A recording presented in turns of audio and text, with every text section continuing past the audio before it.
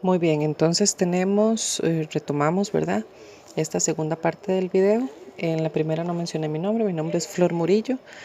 Bueno, continuamos. Ahora, ¿qué tenemos que tomar en cuenta para calcular lo que es la sumatoria de fuerzas en las masas? Bueno, tenemos que considerar primero las fuerzas que trabajan en el eje Y. Entonces, tenemos que M1 es igual a M2. Por lo tanto, la sumatoria de fuerzas en Y para M1 va a ser igual a 0.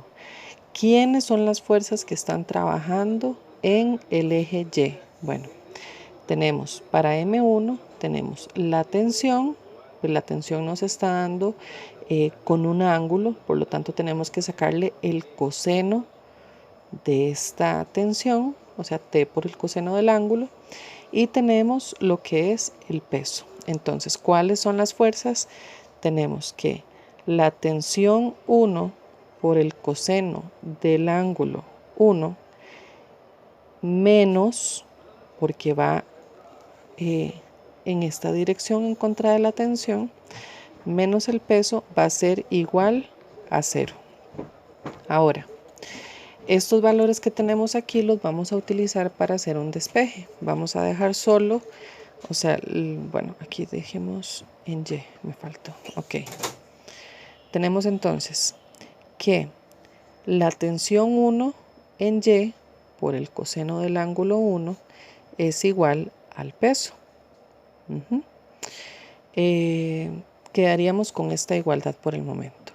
Ahora, ya tenemos las fuerzas o la sumatoria de fuerzas en Y. Ahora vamos a sacar la sumatoria de fuerzas en X. Para la sumatoria de fuerzas en X vamos a tener la tensión 1, pero X, menos,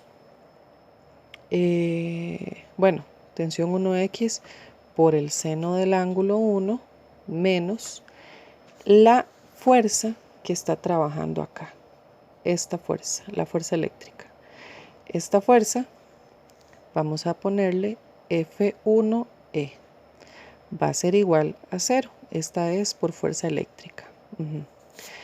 Ya habíamos anotado que la fuerza se medía con esta fórmula. Entonces vamos a sustituirla y a colocarla en el valor de Fe. Entonces, la tensión 1 en X por el seno del ángulo 1 menos la fórmula que teníamos acá. Vamos a colocarlo Q por 2Q, porque habíamos dicho, o en el problema nos dijeron, que una carga era Q y la otra era una carga 2Q. Lo dividimos entre la distancia que la separa al cuadrado y todo esto va a ser igual a 0. Muy bien, ahora con este planteamiento vamos a despejar igual que en la parte superior y nos quedaría que la tensión 1 en X por el seno del ángulo 1 es igual a, lo copiamos todo exactamente igual. Ok, 2Q entre la distancia que la separa al cuadrado. Muy bien. Ahora, debido a que las dos masas son iguales, entonces hicimos esto para M1. Para M2 vamos a tener los mismos resultados. Entonces, para M2 vamos a obtener que la sumatoria de fuerzas en Y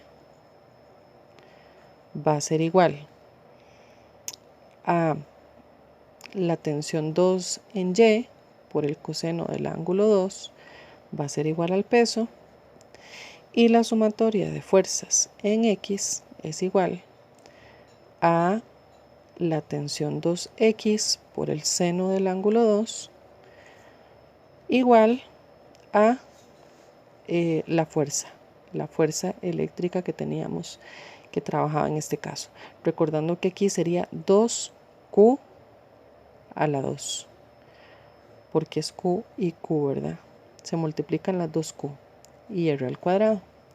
Ahora, con esta información que ya sacamos, que ya inferimos del problema, vamos a sacar la relación entre los ángulos 1 y 2. Entonces la relación que podemos tener es despejando T1. Al despejar T1 nos va a quedar una fórmula que luego podemos sustituir y trabajar para sacar la igualdad, la relación entre los ángulos. Entonces con esto tendríamos que T1 va a ser igual a mg, o sea el peso, entre el coseno del ángulo 1. Al observar el diagrama T1, ¿verdad? T1 es una distancia L, nos decía el problema. Esta distancia L es equivalente, si lo vemos con esta línea punteada que hicimos al centro del triángulo que se forma, esto sería proporcional a la tangente, ¿cierto? Hablándolo en ángulos, esto sería la tangente del ángulo. Por lo tanto, al ser la tangente del ángulo, podemos sacar la siguiente relación. Ok, mg por la tangente del ángulo es igual a, esto lo estamos haciendo acá, ok, estamos sustituyéndolo acá. Esto nos da 2q a la 2 en esta parte, que son iguales las dos, entre el radio al cuadrado. Muy bien. Teniendo esto, podemos decir que tangente es seno sobre coseno. Entonces, el peso por el seno del ángulo entre el coseno del ángulo es igual acá, esto no va aquí, disculpen, 2q2, que serían las cargas, entre r a la 2. Y eso nos da la razón para las dos. De lo anterior se puede concluir entonces que como esto se aplica para los dos ángulos, podemos concluir que el ángulo 1 y el ángulo 2 son iguales, ¿ok? A partir de la igualdad que mencionamos anteriormente. Aplica para los dos, es decir, esto mismo lo vamos a obtener en el ángulo 2, que sería el seno del ángulo 2 entre el coseno del ángulo 2, y esto va a ser igual a lo mismo, exactamente lo mismo, la fuerza que la separa, ¿ok? Entonces, esto es la relación entre el ángulo 1 y el ángulo 2.